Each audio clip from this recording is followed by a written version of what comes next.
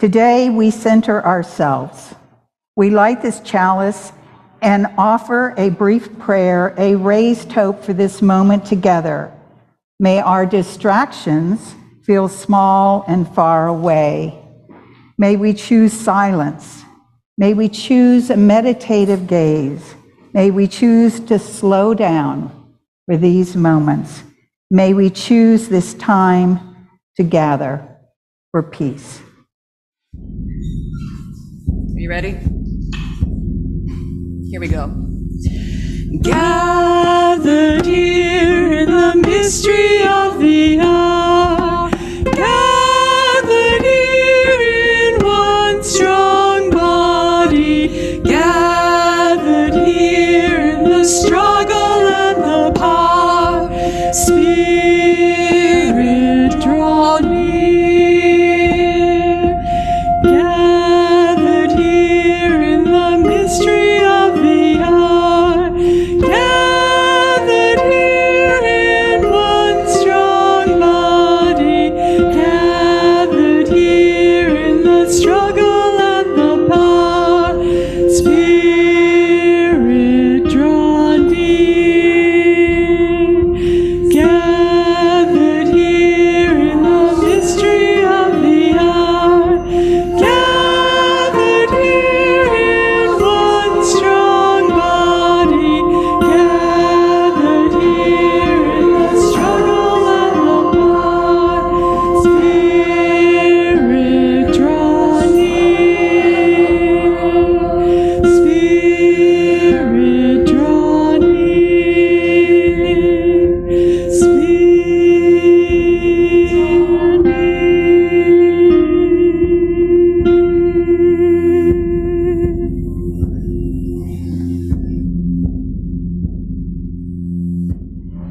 Today, we are all going to be children at heart, okay?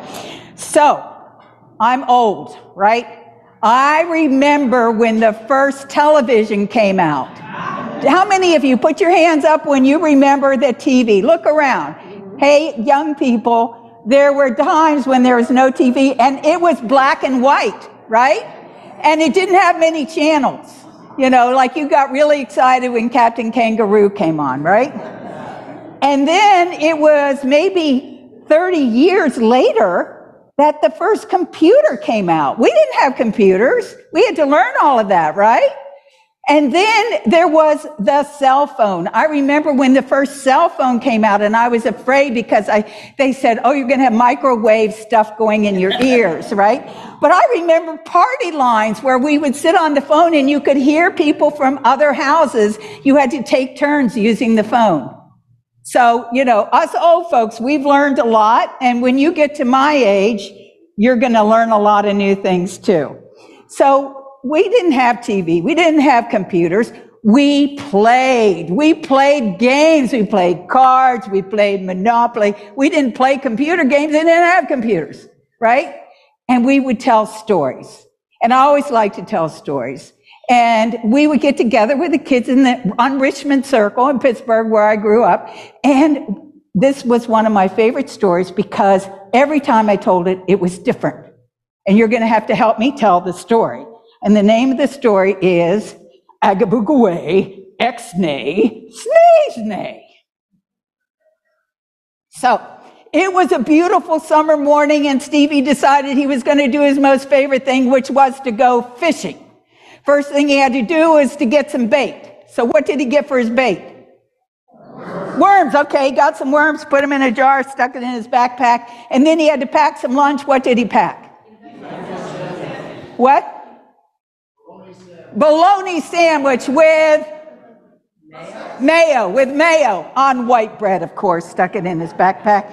And he got his fishing pole and he went and he got on his bike and he started riding, and he's riding and he's riding and he's riding and he's riding until he comes to this pond where he goes fishing. And then he takes that fishing line and he squeezes that worm on there and he casts it out and he starts singing one of his favorite songs, which was, I've been working on the railroad all my livelong days. When he saw that sudden that line started popping up and down, he pulled, Why, at the end of the line, it weren't no fish, it was a what? A boot. It was an old boot. Oh, with lots of mud in it. He took that boot off the line, squeezed it up, stuck it over here, put another worm on the hook, cast it out, started singing another. It was another song. Oh, Susanna, don't you cry for me when I come from Alabama with my banjo on my knee. Why, he pulled out that line. Why, at the end of that line, it weren't no fish. It was a hat, a strange net denim hat with a strangely unfaded visor. Well, it was a sunny day. He needed a hat. He took that hat, squeezed water up. Agaboog away, ex-nay, snay. All of a sudden, he was filled with a feeling like he wanted to do something bold, something brave, something daring. He got on his bike. He started riding that bike like he'd never ridden it before. He was riding with one hand. He was riding with the other hand. He was riding with his feet up on the seat of the bike. Woo! He was so excited. He got home. He took that cap off. He went upstairs, get a little rest. His sister came down. She was come down to watch Captain Kangaroo. And all of a sudden, she sees that hat. She doesn't know why, but she's drawn to that hat. She puts that hat on her head. Agaboog away, ixnay, snay. Oh, all of a sudden, she saw those magic markers. She got an idea. She started drawing on the living room wall. First thing she drew over here was something big, weird. It was a dragon. Yes, it was a dragon. It was a dragon like you've never seen before because it was covered with what? Scales. It was covered with scales, but they were the color red. It was bright red dragon with scales, and coming out of its mouth was fire. You guys are too. Come on, something weird. Rainbow. What? Spaghetti. Yes, it was spaghetti. A red feathered dragon with spaghetti coming out of its mouth. Then over here, she decided to draw a frog. Yes, it was a frog, but it was like any other frog you've ever seen before because it was purple and pink with feathers. Yes, it was another feathered weird creature. So this feathered purple and pink frog is popping around, and then down here in the middle she decided to draw an octopus. Yes, it was an octopus, but it was covered with peacock feathers. Oh. Woo! I like that octopus. Well, as she's drawing it, she's watching all this stuff. She's seeing this red dragon feathered with its spaghetti coming out of its mouth, and the pink and purple frog, and then the octopus that's covered with peacock feathers. Woo! It's wild. And this is when Stevie and Susie's mother comes in the living room. She had just come back from the grocery store. She had her hands full of grocery bags. What's going on around here? She sees all this weird stuff on the lip. Susie said, "It's a hat, Mom. It's that hat. Don't put that hat on." But all of a sudden, Stevie and Susie's mother couldn't resist. She took that hat. She put it on her head. Agaboog away, ex-nay, says nay. Oh, all of a sudden, she had a feeling like she wanted to do something bold, something brave with the groceries. Oh, she reached in and she pulled out the what? The corn. She pulled out the corn, and she took the giant plant that was there in the living room. She stuck some corn in there, and then she got out of the grocery bag. She got SpaghettiOs. Yes, she got SpaghettiOs. And fortunately, it was in a flip-top pack, so she could just. And she poured the SpaghettiOs in there with the corn, and then she got herself what? A jar of pickles, of course, a jar of pickles. She opened it up and she started putting pickles all over the plant. And the last thing she got to top it all off with was, Eggs! Oh, of course, eggs! Eggs! There were a dozen eggs! She took the eggs out, cracked the eggs, dripped them all over the tree. It was beautiful. Stevie and Susie's father came home. He had been on a business trip. He pulled up in his business suit with his BMW, who walked into the house. What is going on around here? He sees this red dragon with spaghetti coming out of its mouth. He sees this pink and purple frog jumping around with an octopus with peacock feathers. He sees his wife standing there putting eggs on top of the plant that's covered with SpaghettiOs. What is going on?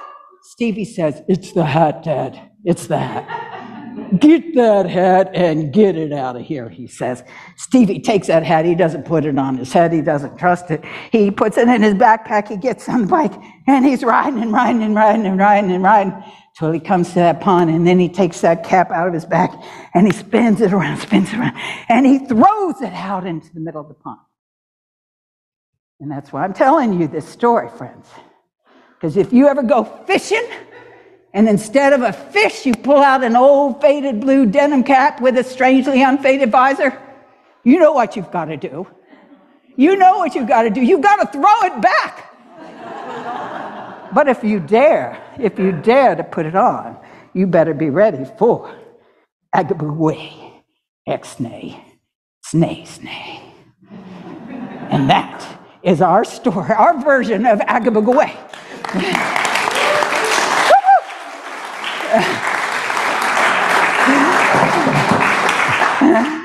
All right. That's what we did before television, kids. Okay.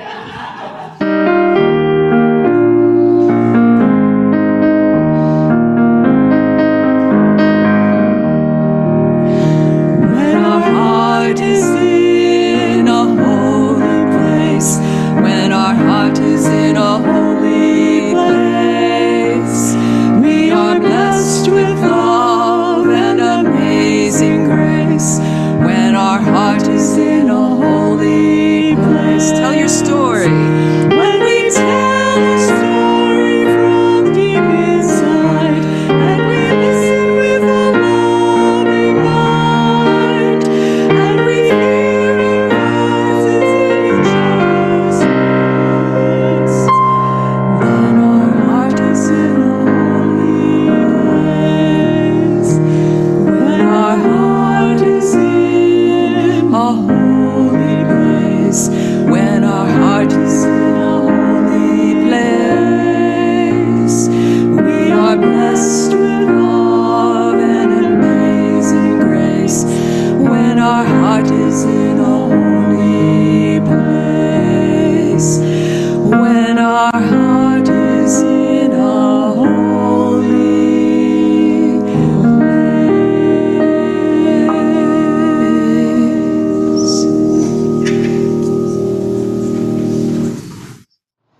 Our reading this morning is from Places with Terrible Wi-Fi by J. Estanislao Lopez.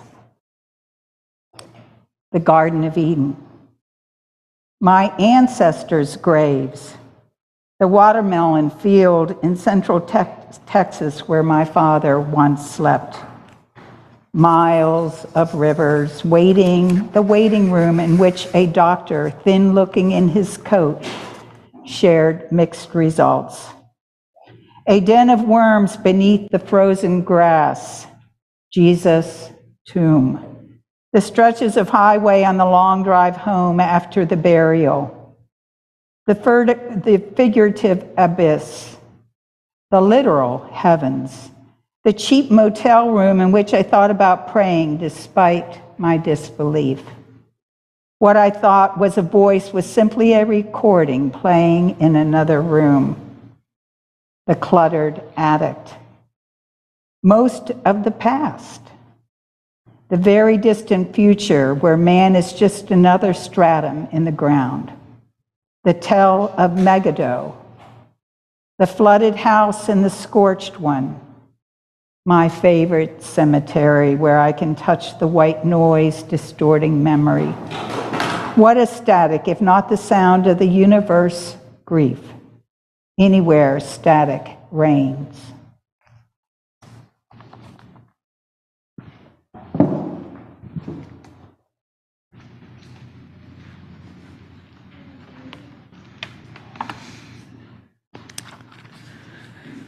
So in 1996, a good friend of mine and I took it upon ourselves to drive from College Park, Maryland to Minneapolis, Minnesota. We lived and went to school in Maryland, and we needed to go to the Mystery Science Theater 3000 convention in Minneapolis. And if you know what that TV show is, you have some idea of who I as a person was at age 24. If you aren't familiar with the show, it's about a guy who's stranded in space and evil scientists send him bad movies to break his spirit, but he builds robot friends to watch them with him and make fun of it. It's great. Just ask me about it later. It's fine. But this was the longest drive that either my friend or I had taken at that point in our lives, and we made careful plans. I got trip ticks from AAA to make sure that we would have accurate maps. We shopped for snacks to pack for the road to save money. And perhaps most importantly, we picked music. We had chosen to take my friend's car, which was much newer than mine, and had something mine did not, an in-dash compact disc player. It's very exciting. So we each loaded up a pile of CDs to bring to while away those long hours on the road. We were ready. The morning we left, my friend drove to my house. We loaded up her car. She was driving the first leg. It was her car. So I was in charge of the music. The driver, of course, gets to pick, but I got to be in charge of putting the CDs in and out. So we pulled out onto the road, and I made sure to read from the triptych the first set of directions, and I put in a CD. Silence. Oh, no. We tried another one. Nothing. We tried the radio, which was fine. We tried a cassette tape, which was fine, but that cassette tape that was in the tape deck was literally the only one we had because we had packed CDs. We were already late getting on the road. We were already on the road. Going home to stock up on tapes was not an option. We resigned ourselves to the radio, which was fine until it wasn't.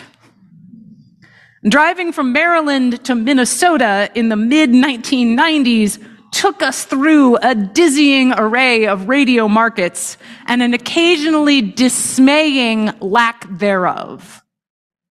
At one point, as we drove across Wisconsin at 4 a.m., we had the windows down and were blaring the farm report off the AM dial at full blast. Corn futures, we shouted out the windows, near giddy from lack of sleep and the shared absurdity of our experience. And I tell this story for a very similar reason that Carol shared the story of things we would do to entertain ourselves when we did not have things to automatically entertain ourselves. And because that story became a story, that shared common experience became so memorable because it was shared struggle. Having to listen to things you didn't want to listen to is not a huge struggle in the great scheme of struggles, but it was a thing that we went through together that made us closer and that made the trip all even more memorable. For the curious, we bought some cheap blank tapes and recorded CDs onto tape for the trip home. I knew you were worried. In our reading this morning, thank you, Carol, we heard a list of places with terrible Wi-Fi, which is the modern equivalent of driving through a radio wasteland. Human signals diminish, become something almost forgotten. The poet asks us not to consider only places but times, the distant past as well as a future where humanity is only a memory, a stratum on a geologic scale. My favorite cemetery, where I can touch the white noise distorting memory. What is static if not the sound of the universe's grief? static is something we don't necessarily hear much of anymore. Our radios are often discarded for streaming music from our devices, always perfect reception, always playing exactly what we want or what the algorithms think we want. The sound of static more than ever has come to mean that something is wrong. At the same time, we use white noise machines and meditation apps to soothe us to sleep, to encourage us to focus, to clear our minds of the persistence of our own thoughts.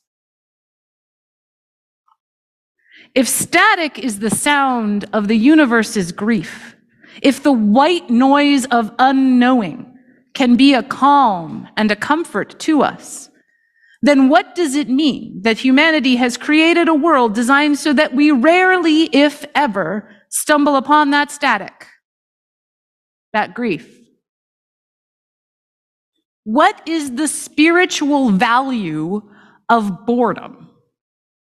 Of not always being able to fill our ears or our minds with the precise content we desire, of not always having something to distract us from our grief or our other concerns? There is certainly a known physiological and neurological benefit to boredom, to empty space on the dial, to downtime when we are uncertain how to pass the time. In an article on the Mayo Clinic's website titled "Boost Your Brain with Boredom," there's more about these benefits. People's brains are rarely bored while focused on taking part in demanding tasks like work or school, or while taking part in a good conversation. When your brain is focused on an intense activity, it exerts a lot of energy. When you finish the activity, your brain returns to a default or resting state. This is normal, and it is the way that brains restore. Several interconnected brain regions are active during these times of rest. When people are in a resting state, many important things are happening in the brain. It is consolidating memories and reflecting on lessons learned. The brain plays through scenarios and applies what was learned and how it could be used in the future. People spend time thinking about themselves and about others. They reminisce about the past and they daydream about the future. The resting state can also be a creative time, and it can lead to finding creative solutions to problems that are bothering people. For instance, many people report coming up with great solutions to problems while they are grappling with while they are in the shower. This is because their minds are free to wander while their bodies are engaged in mindless tasks and captive to those tasks. Thus concludes the Mayo Clinic website's part of the day. So we have started in some circles and in some communities to use the language of rest as a spiritual practice. Rest as a spiritual practice. And I would like to encourage us to take up the same idea with boredom, with static, with interference. All those places in our world with terrible Wi-Fi, even the inside of our own brains. This is not a simple plea to put down your devices, although goodness knows it's advice I could stand to take myself.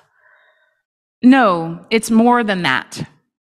This is a plea to examine what is happening inside your brain and inside your body and within your spirit when you do choose, or maybe don't choose, to disconnect, to simply be.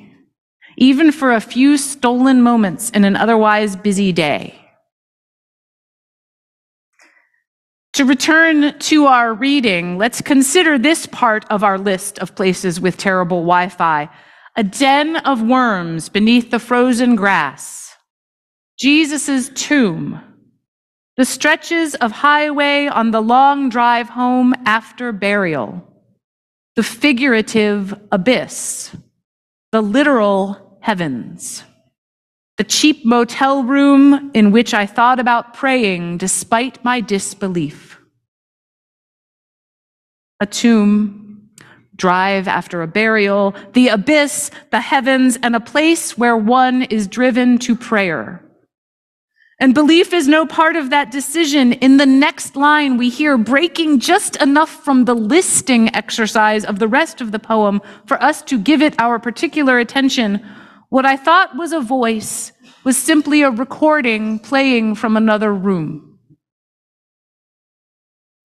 In the silence, we might hear things we otherwise would not. In our boredom, we might notice what we are seeking to distract ourselves from. And most importantly, as the Mayo Clinic reminds us, as I'm sure many of us recognize within our own lives, especially if you follow some creative pursuits, boredom can be generative. Our brains rest and restore in their downtime. How many of you here have had great ideas while you were asleep? Yes, sleeping or showering or one of those downtimes, right? You might wake up in the morning and you suddenly have the answer to a dilemma you could not make head nor tail of before you went to bed. Or you have a new idea with which to engage a troublesome puzzle that has bothered you. This happens to me sometimes. And sometimes I wake at like 4 a.m. and there is no sound at all except the busy sound of my crowded thoughts struggling for attention. And sometimes I wish for boredom, for static, for silence. And heck yeah, this is when I cue up that meditation track, that white noise that will remind me of the generative spaces between our ideas and our actions. Boredom can be hard. It can bring feelings of anxiety in the body. What am I doing? What am I not doing? Surely I'm not doing enough. Surely there's something I should be able to do other than sit here with my own thoughts. It strikes me that it is almost certainly not a coincidence that as we have built a world that provides us with less and less static, that has strong Wi-Fi in more and more places, we have also needed to start building that static back in. And at this point, it is important for me to note the ways in which the world has shifted to less static, less boredom, less time alone with our own thoughts, that this is also a sign of a world of privilege. There are still spaces in the world without access to the internet or with insufficient access to the internet all over the world and in our own countries and our own country and communities. The internet is a vital tool in our world, whether you like it or not. And the discussion of needing to put it aside in a world where it is plentiful is a position of privilege. And this does not negate our lived experience. It is simply an invitation to consider those experiences unlike our own. Because boredom is beneficial in reasonable doses, but can be detrimental in large ones. Witness the real emotional, spiritual, and physical struggles brought about by such inhumane practices as solitary confinement, for instance. So what is the sweet spot? How much silence should we seek to find that it is easier for us to perceive that which we might not otherwise notice? How much time of rest and restoration for our brains is generative and how much is harmful? These answers will be different for each of us, and they will not stay constant across our lifetimes or even necessarily day to day. When presented with boredom, when there's nothing on the radio, when all you hear is static, when there's no Wi-Fi here or you think your battery is dead, what I ask for you in that moment is to think about the fact that this can be perceived as a gift. Within the spaces between our thoughts and our actions, we can not only restore ourselves, we can bear witness to the grief of the universe. We can experience a deeper sense both of ourselves and of the world around us. We can learn to accept gifts that are not easily identified as such. And we can emerge spiritually renewed and restored, prepared to re-engage with the world. So may it be.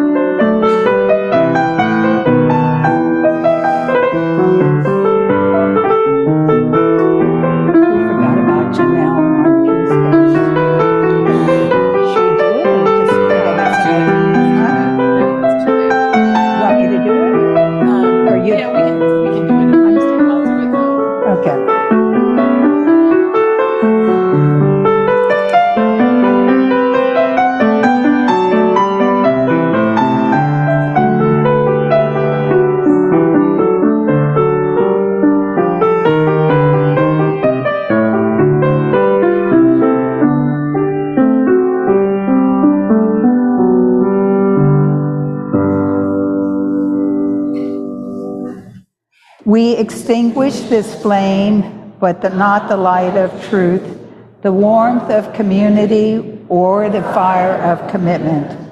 These we carry in our hearts until we are together again. As we say in my home congregation, worship has ended, the service begins. Go into your week with a generous and soft spot in your heart for when we make those mistakes and when we are gently called back in to make reparation for those mistakes, to make right what we did not do. And make way in your heart to honor those times when you are bored, when you do not know what to do, when you feel like you are spinning your wheels. In the moment, call on the strength of this community. Remind yourselves that this too may be a gift. So may it be.